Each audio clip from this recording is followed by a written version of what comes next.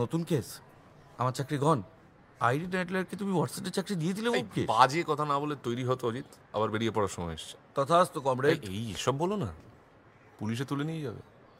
তারপর ভোরবেলা ময়দানে দৌড় কিংবা লালবাজারে নিয়ে গিয়ে পশুর মতো অত্যাচার।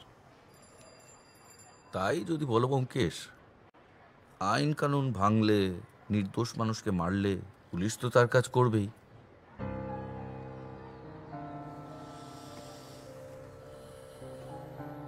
আসলে সত্যান্বেষী সবাই অজিত, শুধু সবার সত্যটা আলাদা। পুলিশ, সিপিএম, নকশাল, আমি, তুমি, সত্য, পুঁটিরাম, সবার।